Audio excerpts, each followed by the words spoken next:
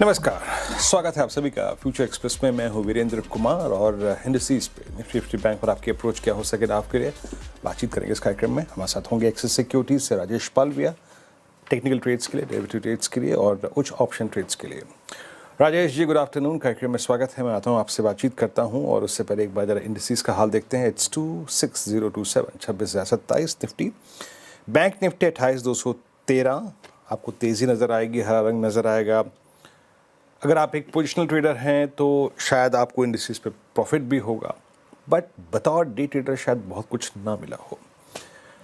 Commencement of November series. और देखिए, आज सुबह सिर्फ अगर मैं बहुत कुछ ट्रिगर के तौर पे लेकर चलूँ तो सुबह सुबह कुछ देर पहले वो ट्रम्प साहब की जो खबर आई थी जिसमें उन्होंने भारत की सराहना करी है, प्रधानमंत्री मोदी जी की सराहना करी, और वो जो एक टिक था कि जल्द ही डील थ्रू हो जाएगी, बहुत शानदार डील करूँगा भारत के साथ, वो एक एक एक एक ट्रिगर था हल्का सा, अगर आप देखें, जो इंट्राडे में हल्का सा स्विंग प्रोवाइड करके गया, लेकिन वो अभी तक एक बड़े ब्रेकआउट में, बड़ी तेज़ी में ट्रांसलेट नहीं हो पाया है। बाजार में हिचकिचाहट है और बार बार जो गेनर्स हैं, जो स्ट्रेंथ प्रोवाइडर्स हैं, वो कोलैप्स हो रहे हैं। मैं आपको 2-3 चार्ट्स दिखाऊंगा। आप सुबह से निफ्टी बैंक को देखिए, हल्का सा कोलैप्स हुआ, 58-300 की ट्रेजेक्टरी में गया, 378 कोलैप्स हुआ। रिलायंस चला है, लेकिन रिलायंस बार बार 1510 के ऊपर डिलीवर करने में थोड़ा सा से दिक्कत आ रही है। एक बार रिलायंस का चार्ट लेके आइए, गया भी 1510 तक, फिर बैकफुट पे आ गया। सुबह रिलायंस के साथ कंधे से कंधा मिला के था LNT, मेरे ख्याल से 4010 का हाई लगा के आया, हल्का सा वो कोलैप्स हुआ। तो चीज़ें चल रही हैं, चल के थोड़ा सा कोलैप्स हो रही हैं, तो वो इंडेक्स को मोमेंटम प्रोवाइड नहीं कर पा रही है। LNT का चार्ट रखिए डायरेक्टर साहब, प्लीज़ प्लीज़ प्लीज़ प्लीज़, जो मैं तथ्य कह रहा हूँ वो स्क्रीन पर रखिए। तो वो चला, चल के बैकफुट पे आ गया, तो मोमेंटम नहीं पकड़ पा रही हैं चीज़ें। और हाँ, जो चीज़ गिर के चली वो था निफ्टी IT। अब आप पूछेंगे जरा निफ्टी IT में क्या हुआ। निफ्टी IT ने कल के लो को, कल का लो पॉइंट वाइज नहीं, एवरेज वाइज 10 डेमा को होल्ड किया। तो मल्टीपल क्रॉस कॉम्बिनेशंस जो हैं वो अल्टीमेटली निफ्टी को वहीं रखे हुए हैं जहां तक कि अभी स्क्रीन पर रखा हुआ है, इससे ना ऊपर ना नीचे। इट्स 26032। जैसे कि मैं कह रहा हूँ कि कल अगर आपने लॉन्ग कैरी करा, दैट्स गुड, बुक कर लिया कल तो भी ठीक है, लेकिन इंट्राडे ट्रेडर के लिए क्या। आइए स्टैट्स को देखते हैं। एक बात इस प्राइस पे अच्छी है, 26,034 पे, कि that you are now sustaining about 26,000। 23 अक्टूबर को जब आपने एक अटेम्प्ट लिया था, आप 26,000 के ऊपर खुले, लेकिन कोलैप्स हो गया। सेम केस इससे पहले अगर आप देखें, 27 अक्टूबर को कोलैप्स हो गए, इवन कल खुले, कोलैप्स हो गए। बट आज का दिन in terms of spending time about 26,000 is slightly better. ये इस सेशन की उपलब्धि है। आइए देखते हैं इंपैक्ट क्या है। देखिए, मैं जानबूझ के 26,000 की कॉल लेके आया। क्या 26,000 का in the money call writer slightly 30 points के डिफरेंशियल से क्या वो ग्रिप लेने की कोशिश कर रहा है? ऑप्शन स्टैट्स रखिए स्क्रीन पे, वही लेके आइए। ऑप्शन स्टैट्स, वो तीनों स्टैट्स रखिए, उसी को देखेंगे, वहीं से एक जजमेंट लेंगे। 26,000 का कॉल राइटर ग्रिप नहीं ले रहा है। उसने एज ऑफ नाउ ना अपनी पोजीशन से एग्जिट किया है, बट बहुत स्ट्रॉन्ग ग्रिप नहीं ले रहा है। बट स्टिल वहां पे आउटस्टैंडिंग वाई 1 करोड़ का है, तो वो स्केप्टिकल रखेगा आपको। कॉल राइटिंग 26,100 पे भी है, 36 लाख की अगर आप देखें 26,200 पे भी है, तो कॉल राइटर्स विजिबल हैं। ये वही कॉल राइटर्स हैं जो कल 3 भी थे, कल 3 थे, जो कि नवंबर के फर्स्ट वीकली कॉन्ट्रैक्ट पे लोड हो गए थे। पुट राइटिंग है, that's good. If you compare put writing at 26,000 put, ये करीब 1.67 और लगभग 1.25 करोड़ यहाँ पुट जुड़ी है, तो ये चीज़ मेरे फेवर में है। 25,900 की पुट राइटिंग और 25,800 जहाँ पे मोर और लेस अब 10 डिमा है, वहाँ पे करीब 62 लाख का आउटस्टैंडिंग हुआ। तो धीरे धीरे पुट राइटर्स के पास कन्विक्शन आ रहा है, एंड स्पेशली अब 26,000 की पुट का जो OI है वो ओवरटेक कर चुका है 26,000 की कॉल के OI को। सुबह की बात लेके आइए क्या थी। देखिए, अब मैंने गलत ये की थी कि we will trade levels to levels. अगर 26,041 के ऊपर हम थोड़ा टाइम स्पेंड करते हैं, then Nifty will try to strike the trajectory जो कि 23 अक्टूबर को हमने अटेम्प्ट की थी। बेस नहीं, रेजिस्टेंस की बात लेके आइए। बेस से तो मुलाकात ही नहीं हुई, ना बात हुई आज, तो हम रेजिस्टेंस पे आएंगे। यस, 26041 के ऊपर 20687, 26087 और 26,119। लेकिन फ्रेंकली स्पीकिंग, दो चीज़ों ने वो मोमेंटम मिस कर दिया। एक बार रिलायंस चला, मिस कर दिया। एक बार LNT चला, मिस कर दिया। और बैंक निफ्टी चला, मिस कर दिया। तो अभी एज पर स्टैट्स बाजार शायद यहाँ पे टिक जाए, पुट राइटर्स के कन्विक्शन के मुताबिक टिक जाए, बट अभी तक क्रॉस कॉम्बिनेशंस है, एक डिसाइसिव मैंडेट स्टॉक्स का और इंडिसेस का अदर देन निफ्टी वो हमें नहीं मिल रहा। That part is missing, no doubt about that. But अगर आपको लॉन्ग रहना है तो याद रखिएगा, आप आज के सबसे बड़े पुट राइटर्स टेक्निकली अगर आप एक इंट्राडे ट्रेडर हैं तो आपका स्टॉप लॉस 25,951 से ज़्यादा नीचे नहीं जाना चाहिए। पोजिशनली है तो रहिए, कोई दिक्कत की बात नहीं है। अब आते हैं निफ्टी बैंक पर। देखिए निफ्टी बैंक पे मैंने आज सुबह एक बात कही थी कि the movement you will sustain about 58,210, 58,210 के ऊपर अगर आप टिकेंगे तो आप जाके एक लेवल छुएंगे, दैट्स 58,350 एंड 531। वहाँ तक जाएंगे, वहाँ जाके अपने ट्रेड को चेक करिएगा, टिक गया तो ठीक है, बट ये हुआ ये कि ये रेजिस्टेंस 1 पे खुल गया, रेजिस्टेंस 2 पे खुल गया और उसके बाद कोलैप्स हो गया। सो डे ट्रेडिंग की अपॉर्चुनिटी थी नहीं। बट क्या सेंस मिल रही है बैंक निफ्टी पे? देखिए बैंक निफ्टी पे अगर आप पुट राइटर्स को देखें ना, जो मैंने बात सुबह भी कही थी कि हमारे पास कोलैप्स होते हुए आईसीआईसीआई बैंक में, हमारे पास पीएसयू बैंक्स के स्ट्रेंथ के बीच में एक ही चीज़ अच्छी है, that we have now monthly put writers at 58,000, 58,000 पे पुट राइटर्स है। Look at outstanding Y of 58,000 put, 17 lakh का outstanding Y, maximum OI placed and at any given call और पुट। तो हमारा फर्ज ये बनता है, अब आप ये समझ लीजिएगा कि निफ्टी बैंक का 10 डे में आता है करीब करीब आप समझिए 57,762 पे, यानी बेस 1 लेके आइएगा। हमें अगर अब 58,300 पे रिजेक्शन मिल रहा है, 58,400 पे रिजेक्शन मिल रहा है, 58,200 पे रिजेक्शन मिल रहा है, तो हमारी अल्टीमेटली अपॉर्चुनिटी बनती है 58,000 के आसपास या फिर 57,810 के आसपास, to grab a pull back a reversal trade on the long side. अभी भी डेटा यही कहता है 58,000 और 57,810 के बीच में। राजेश जी नमस्कार, कार्यक्रम में स्वागत है। राजेश जी, लग तो रहा है कि इस वक्त इसने डिलीवर करने का मन बना लिया है, बट वो एक्यूट स्ट्रेंथ स्पॉन्सर कौन करेगा, इस बात का अभी अंदाजा कयास लगाना मुश्किल है। आपकी राय क्या कहती है? निफ्टी बैंक पे आपका आउटलुक क्या है इस वक्त? Good afternoon Virendra ji.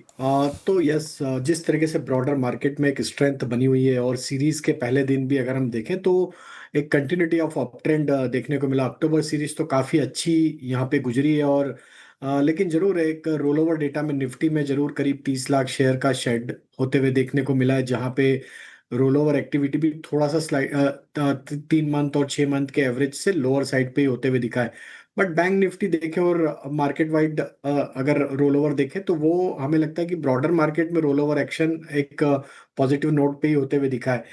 हमें लग रहा है कि निफ्टी में जरूर आज भी अगर हम देखें तो कॉल राइटर्स में अभी इतना कॉन्फिडेंस नहीं दिख रहा है। 26,000 26,100, तो हमें लगता है कि अभी भी मार्केट यहाँ से कंटिन्यूटी दिखाएगा अप ट्रेंड की, क्योंकि कॉल राइटर्स ने अपनी पोजीशंस अभी भी नहीं बनाई है नियर स्ट्राइक्स पे। तो हमें लगता है कि ये दायरा अभी 26,200 की तरफ ऑलरेडी खुला हुआ है। जरूर यहाँ पे थोड़ा पुश अभी अवेटेड है। थोड़े लार्ज कैप स्टॉक्स से हमें लगता है कि अभी भी जो कि एक सपोर्ट आना चाहिए वो अभी भी मिसिंग है। बट हमें लग रहा है कि सूनर और लेटर ये मूव बनते हुए दिखेगा और 26,200 250 की तरफ निफ्टी बढ़ते हुए दिख सकती। तो बाय ऑन डिक्लाइन की रणनीति रखेंगे जब तक हम 25,850 25,900 के ऊपर ट्रेड कर रहे हैं। जब तक हमें लगता है कि छोटी मोटी गिरावट को ऐड करें पोजीशंस को। स्टॉप लॉस रखे 25,800 का, अपसाइड के टारगेट 26,200 250 तक एक्सपेक्ट कर रहे हैं हम अगले कुछ ट्रेडिंग सेशन में। बैंक निफ्टी का स्ट्रक्चर हमें पॉजिटिव लग रहा है। बैंकिंग स्टॉक्स में एक अच्छा एक्यूमुलेशन ऑलरेडी पिछले कुछ दिनों में देखा था। थोड़ा सा अभी यहाँ पे एक साइडवेज बिहेवियर देखने को मिल रहा है, बट अगर हम देखें तो लार्ज कैप बैंक्स अभी भी होल्ड आउट करते हुए दिख रहे हैं। और हमें लगता है कि बैंक निफ्टी में जैसे 58,400 के लेवल क्रॉस होंगे स्पॉट पे, तो यहाँ पे एक अच्छी रैली अनफोल्ड होते हुए दिख सकती है टुवर्ड्स 58,800 59,000 की तरफ भी। तो पोजिशनल व्यू तो हमें लगता है 59,000 के टारगेट आते हुए दिख सकते हैं। बाय एंड एक्यूमुलेट की strategy on the down side 57,800 के आसपास के स्टॉप लॉस सजेस्ट करेंगे, जो कि एक पोजिशनल व्यू है।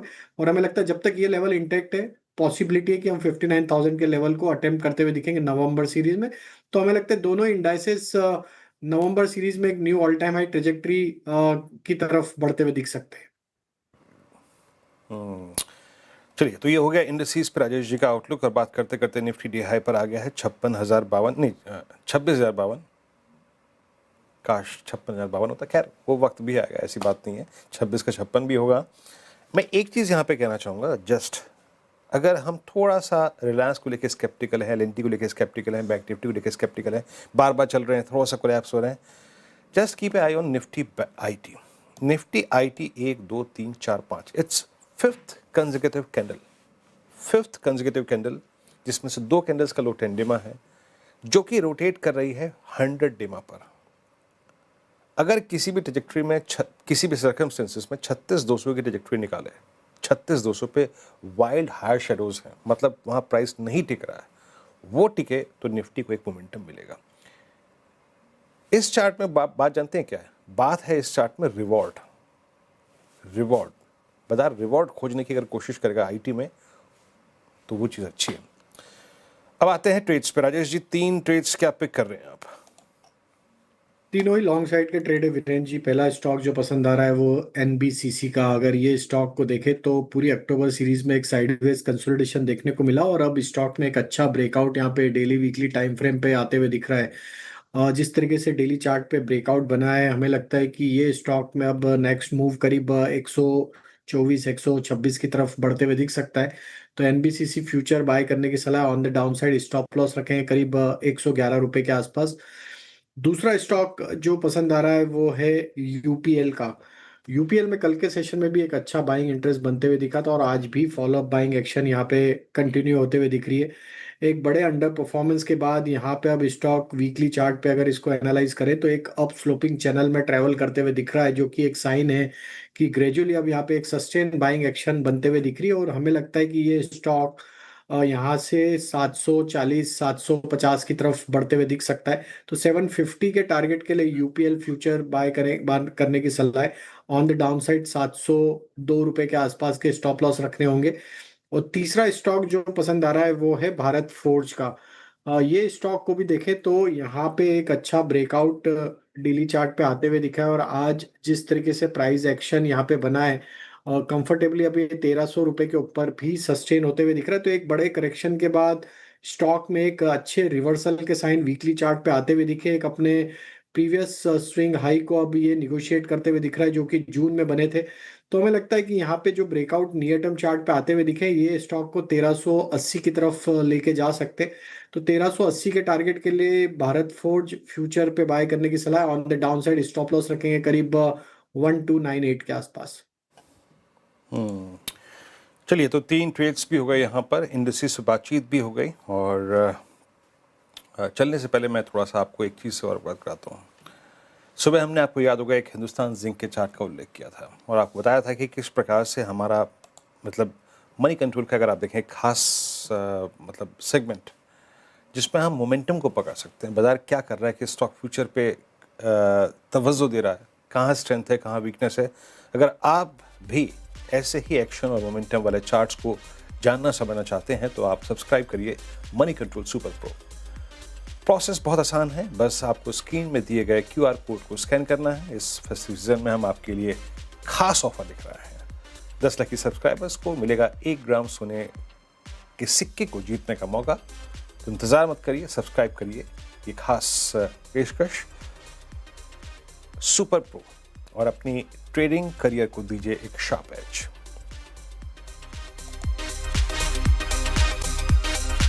ब्रेक के बाद स्वागत है कार्यक्रम में आपका। और देखिए, निफ्टी में स्ट्रेंथ है। अब हम डे हाई 56,055 की ट्रेजेक्ट्री मार्केट ट्रेड करते हुए, और निफ्टी आईटी इस वक्त जिसे कहते हैं निर्णायक भूमिका निभाता हुआ, और निफ्टी बैंक भी अब अपनी डे हाई की ट्रेजेक्ट्री में एंटर करने की तैयारी कर रहा है।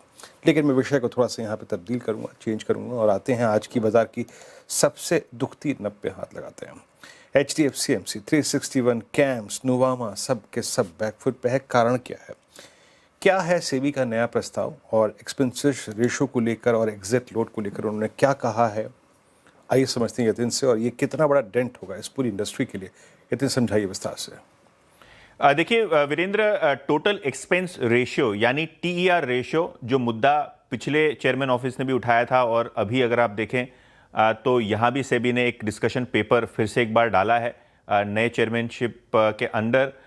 इसको घटाने के ऊपर जोर दिया गया है, क्योंकि टोटल एक्सपेंस रेशियो एक तरीके का ऐसा खर्चा है जो म्यूचुअल फंड्स अपने निवेशकों से वसूलते हैं, और जैसे ही टीआर रेशियो कम होता है प्रावधान के मुताबिक या कंसल्टेशन पेपर के कंप्लीट होने के बाद, इससे निवेशकों का फायदा होगा और जनहित में ये डिसीजन सेबी ने लिया है। अगर हम टीआर रेशियो की बात करें तो जो क्लोज्ड एंडेड फंड्स होते हैं, इसमें प्रस्ताव सेबी का ऐसा है कि जो टोटल एक्सपेंस रेशियो है इसको 0.25% यानी लगभग 25 बेसिस पॉइंट से घटाया जाए। जहां तक कि ओपन एंडेड फंड्स का सवाल है, अप टू 15 बेसिस पॉइंट्स घटाने का सेबी ने प्रस्ताव रखा है। और जिस तरीके से ओपन एंड फंड्स की एयूएम होती है उसके मुताबिक स्लैब वाइज टीआर रेशियो का भी विवरण सेबी ने अपने जो डिस्कशन पेपर इसमें किया है। इससे होगा क्या? इससे सबसे पहले निवेशक का फायदा होगा, लेकिन टीआर रेशियो पे एक तरीके की कैपिंग अगर लग जाए तो शायद जो एएमसी बिजनेसेस हैं, जो म्यूचुअल फंड्स हैं, इनको जो अपने मार्जिन्स हैं थोड़े बहुत सेक्रीफाइस करने पड़ेंगे पब्लिक इंटरेस्ट में, जिसके कारण अर्निंग्स पे इंपैक्ट आएगा। कितना आएगा यह अभी कहना मुश्किल है, लेकिन ब्रोकरेजेस के एस्टिमेट्स के हिसाब से 15 से 25% तक जो है अर्निंग्स पे इंपैक्ट आ सकता है। कुछ कुछ केसों में 5 से 10% भी आ सकता है। टोटली डिपेंड होता है आपका ईएम कितना है। और क्लियरली अगर हम बात करें तो जो ब्रोकरेजेस है इस पे भी एक डिस्कशन पेपर में प्रावधान आया है, जहां कैश मार्केट की जो ब्रोकरेज देते हैं, वो जो दलाली देते हैं, वो 12 बेसिस पॉइंट से घटा के 2 बेसिस पॉइंट्स 1 बेसिस पॉइंट्स करने की बात की है। एफएनओ के डेरिवेटिव ट्रेड्स पे भी जो 2 पैसे ब्रोकरेज टिपिकली म्यूचुअल फंड चुकाते हैं, उसको भी कम करने का जो रीज़न सेबी ने दिया है, क्योंकि ये डबल काउंटिंग होता है। एएमसी का जो काम है वो है रिसर्च करना, और वो अपने खर्चे पे रिसर्च करें, ना कि ब्रोकरेजेस ज़्यादा देके उसको जो है निवेशकों के ऊपर थोपा जाए। तो इसके वजह से आज अगर हम देखें तो एचडीएफसी एएमसी हो, यूटीआई एएमसी हो, आदित्य बिरला एएमसी हो, सभी के सभी एएमसी स्टॉक्स आपकी स्क्रीन पे 4 से 5% गिरे हुए हैं। लेकिन ब्रोकरेज स्टॉक्स भी ज़्यादा प्रेशर में है, क्योंकि यहाँ आपने 10% से ज़्यादा की गिरावट देखी है, क्योंकि क्लियरली सेबी को अब लगता है कि जो ब्रोकरेजेस हैं इनको जो ब्रोकिंग फीस है वो कम कर दी जाए, ताकि निवेशकों को ज़्यादा फायदा पहुँचाया जाए। अगर रिसर्च हो, कॉन्फ्रेंस पार्टिसिपेशन हो, तो एएमसी उसका भुगतान ब्रोकर को करे। इससे निवेशकों को नुकसान नहीं होना चाहिए। नितिन, बहुत बहुत शुक्रिया इस पूरे मुद्दे को फिर से समझाने के लिए बारीकी से। और देखिए, जहाँ तक जितने भी ब्रोकिंग स्टॉक्स थे उनके लिए पहले से एक सेटबैक था। वीकली एक्सपायरीज का कम होना ये एक सेकंड सेटबैक है, लेकिन इस बार याद रखिएगा एएमसी स्टॉक्स पे ज़्यादा इम्पैक्ट है। जो पहला पड़ाव था दैट एक्सपेंसेस रेशो का। नितिन, शुक्रिया आपका। खैर, निफ्टी इस बीच अगर आप देखें तो डे हाई पर है 26,060 पे। हम एक छोटा सा ब्रेक लेंगे। ब्रेक के बाद जब लौटेंगे तो राजेश जी के साथ आज का सस्ता ऑप्शन ट्रेड बात करते हैं उस पर। ब्रेक के बाद कार्यक्रम में आप सभी का स्वागत है। निफ्टी डे हाई एज पे है और 26,055 पे। और निफ्टी आईटी, जैसे कि मैं कह रहा था ना, कि एक निर्णायक भूमिका निभा रहा है डे हाई पर। और याद रखिएगा 3 हाइस 10.37, 11.2, 11.36, इन 3-4 हाइस को जो है वो काटने की तैयारी करता हुआ निफ्टी आईटी। खैर, अब एक काम करते हैं, ट्रेड्स पिक करते हैं। आज की ऑप्शन कॉल, राजेश जी बताइए ऑप्शंस में क्या पिक कर रहे हैं आप?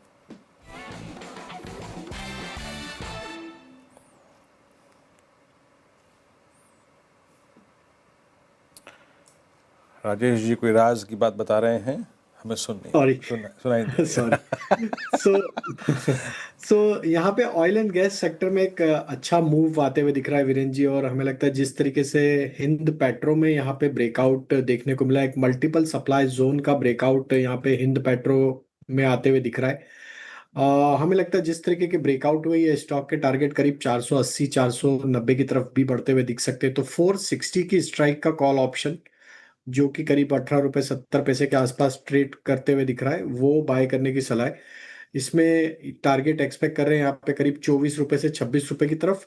On the down side stop loss जो रखना होगा वो करीब होगा 14 रुपए के आसपास। तो हिंद पेट्रो हमें पसंद आ रहा है यहाँ से एक अच्छे अप मूव के लिए। ओके, एचपीसीएल यहाँ पे ओएमसीज में अच्छा मूव है, तो नजर रख के चलिएगा। एचपीसीएल की कॉल 460 स्ट्राइक। राजेश जी बहुत बहुत शुक्रिया इस कार्यक्रम में शामिल होने के लिए, सभी स्टॉक्स इंडस्ट्रीज पर रहने के लिए। एक ब्रेक, आपसे अगली मुलाकात होगी 2 बजे कमाई का अड्डा में। तब तक के लिए नमस्कार।